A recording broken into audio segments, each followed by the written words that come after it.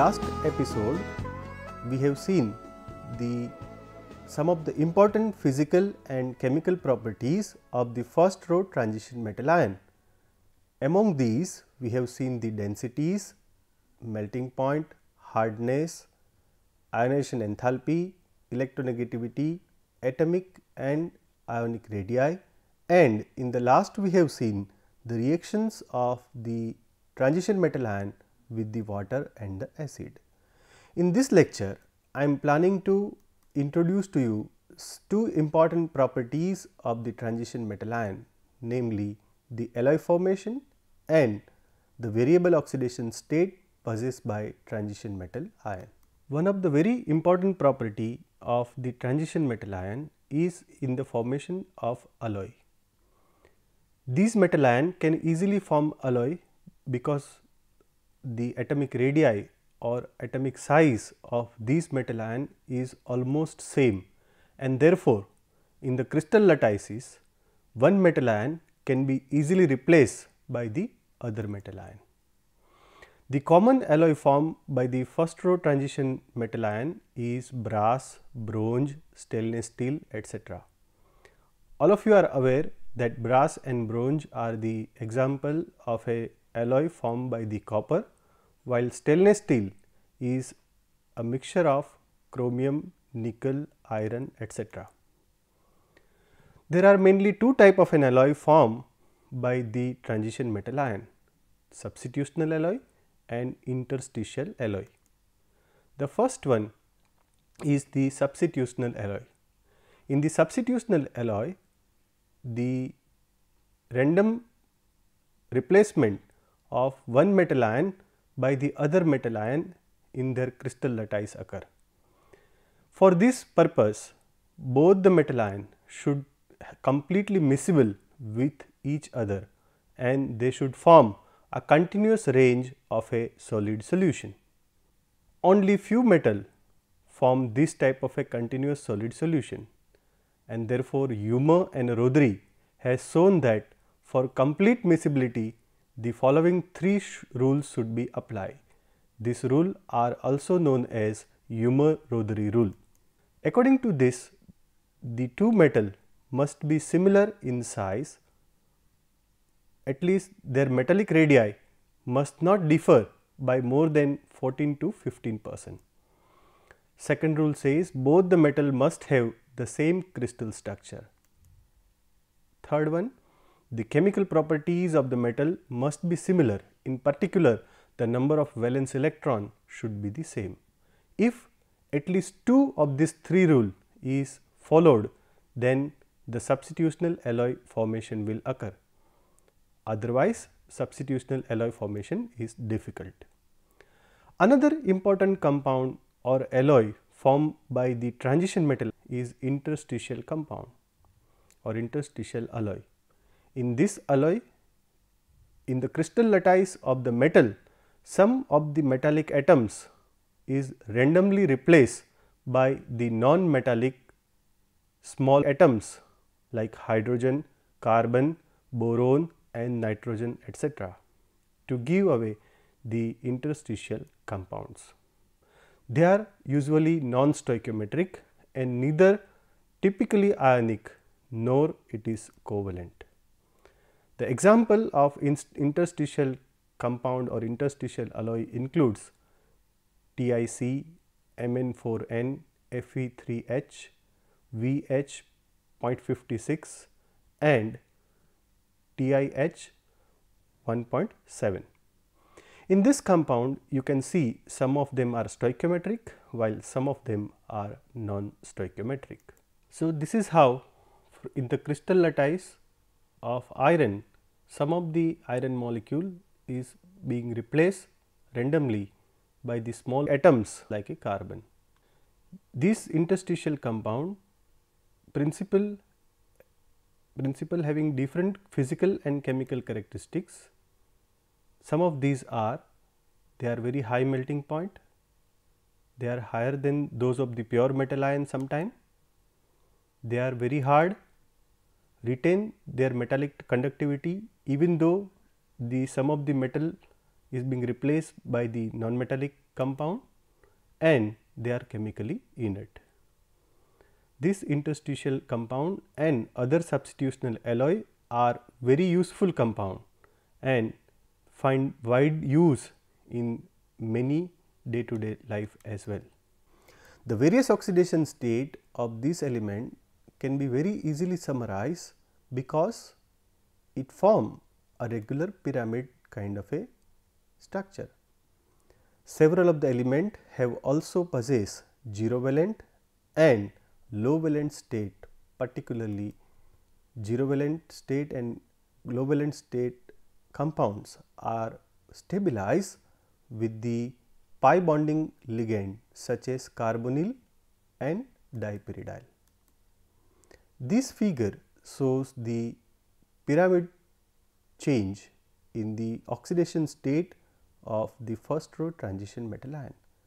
As you can see, scandium have only one oxidation state, but the manganese can have as many as 6 to 7 oxidation state, and its changes gradually increases as we go from scandium to manganese and gradually decreases as we go from manganese to zinc.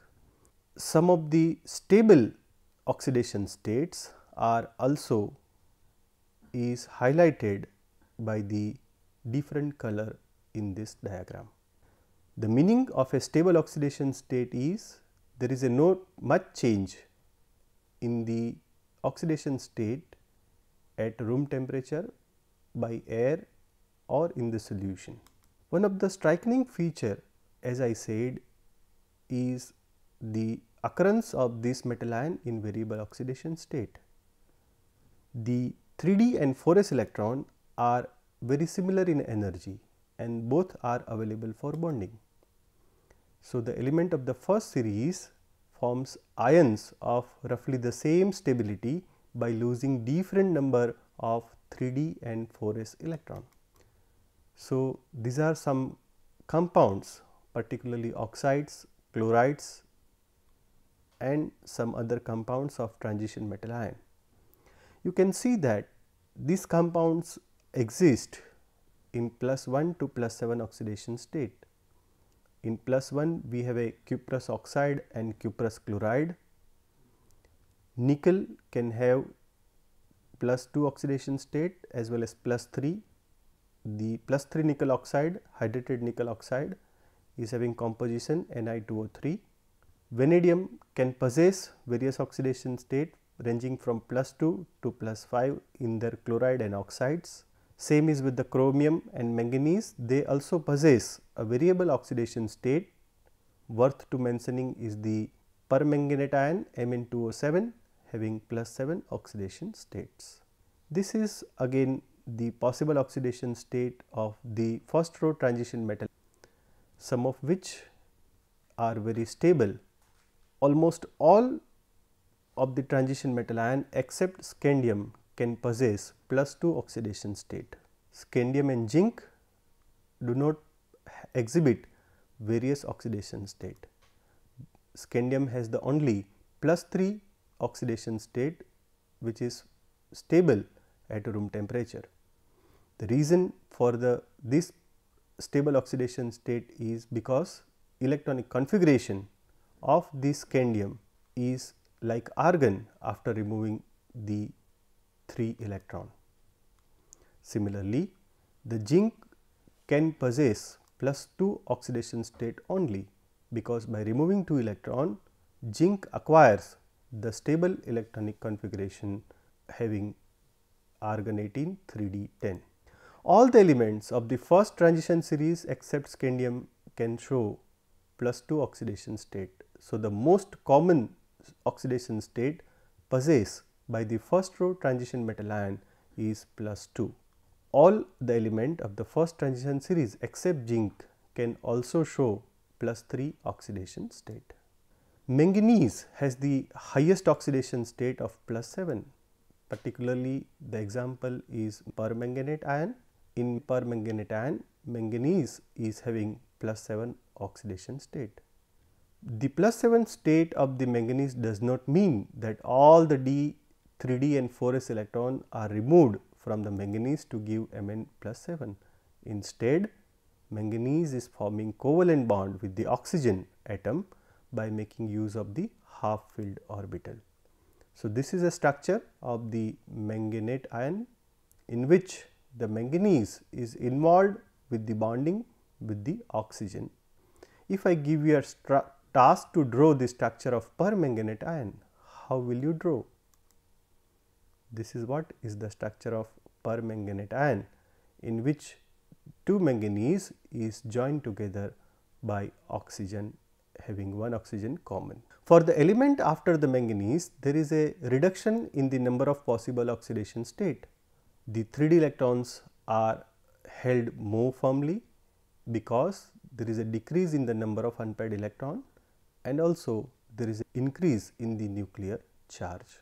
The relative stability of the various oxidation state is correlated with the stability of the electronic configuration. Let us see the example of manganese having two different oxidation state, Mn2 plus and Mn plus 3.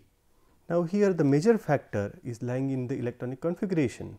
Manganese plus 2 having 3d5 electronic configuration, while 3d4 will be in case of manganese 3 plus.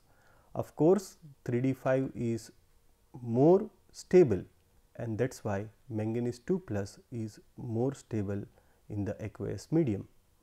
Same is the case lying with the Fe, Fe plus 3 having 3d5 electronic configuration, while Fe2 plus will be having 3d6 electronic configuration. As the 3d5 configuration is more stable compared to 3d6, in the aqueous medium iron plus 3 will be more stable compared to iron plus 2. As I said, the major factor is the delta H0 hydration.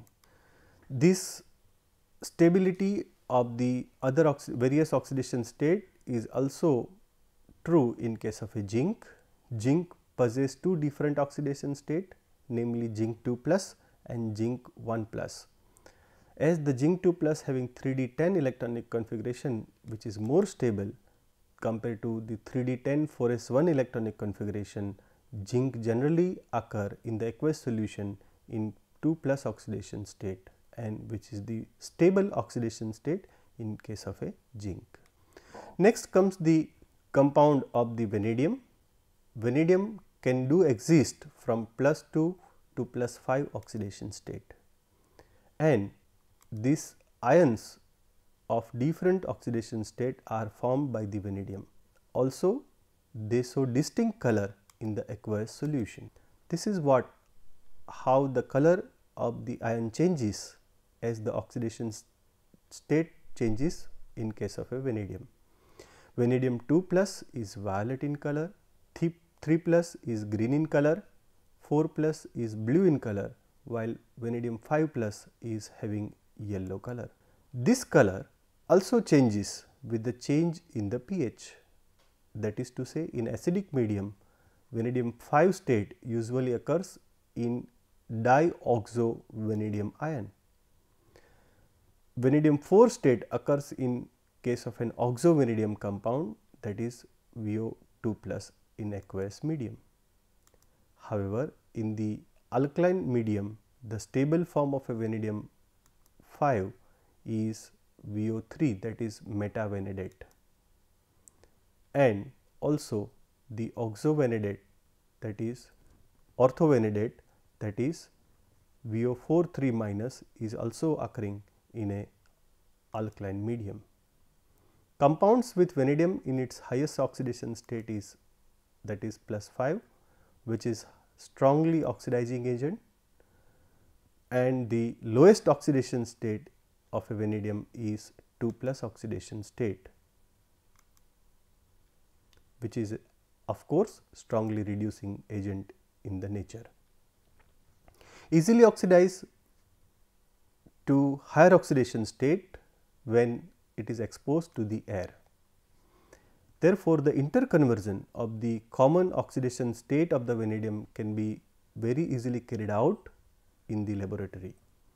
When you do the experiments, particularly on the qualitative inorganic analysis, you will find that there is a change in the oxidation state of the vanadium with the change in the pH. As we know, along in group 2, first two group, that is group 1 and group 2, the pH is acidic and pH changes to the basic medium as we go from group 3, 4 and so on, and therefore, there is a color change is found in case of a vanadium compound. The most convenient starting material which is given in form of a salt in the qualitative inorganic analysis is the ammonium metavanadate, which is a white color solid, and in ammonium metavanadate vanadium exists in +5 oxidation state. How this interconverted to the various vanadium species is shown in this figure. Vanadium 5 can exist as a cation also as well as anion. Now, as I said, the interconversion can be achieved in the qualitative analysis based on the pH of the medium. In the acidic medium, vanadium have color yellow, while in amphoteric medium we have a orange color. However, in the basic pH, vanadium can exist in yellow and as well as colorless compound. Now, this interconversion is also depends not only on the pH, but is also changes with the medium. This is again how vanadium 5 species can exist in the water and undergo hydrolysis to give VO4 3 minus ion, that is oxavanadate ion. The reaction is favored in highly alkaline solution. So, we have vanadium in VO4 3 minus, that is orthovanadate ion. Similarly, chromium can have chromate ion, manganese have manganate ion. Let us draw the structure of this vanadate, chromate and manganate ion. The structure of vanadate is something like this, chromate is this, and manganate ion already we have seen earlier the structure of the manganate ion. In the alkaline solution, how this is vanadium ion changes, that is also shown in this figure. Now, this is what the structure of metavanadate ion in 3 dimension, it can have this type of a structure.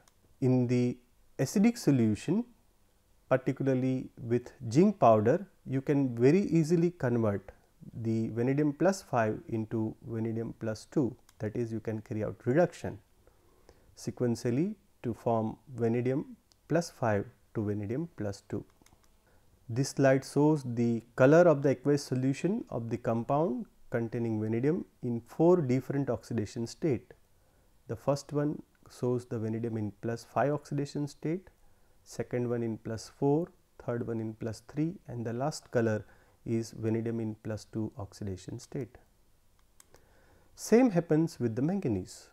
Manganese can also have a variable oxidation state from +2 to +7.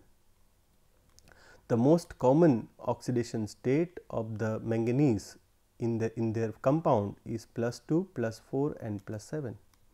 This slide shows the various colors of the manganese compound along with the different oxidation state. Manganese 2 plus is faint pink in color, +3 is dark brown, +4 is black, +5 is bright blue, +6 is greenish color, while +7 is purple in color. This slide shows the compounds of manganese ion having different oxidation state starting with +2, +3, +4, +6 and +7. You are aware about the compound of the chromium also. Chromium can also exist in various different oxidation state, particularly the structure of chromate and dichromate is worth to note. You are aware about the chromate and dichromate ion. as you are analyzing it in qualitative inorganic analysis. Manganese also can have +2 to +7 oxidation state, we have just seen in different color. It is in acidic medium, you can have manganese in +4 oxidation state and it can be reduced to 2+. In the alkaline medium, manganese is having +6 oxidation state.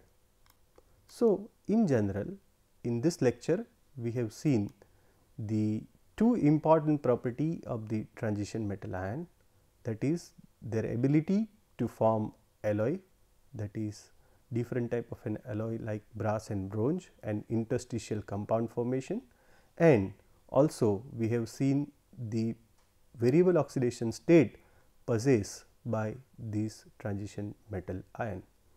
In the next lecture, I am going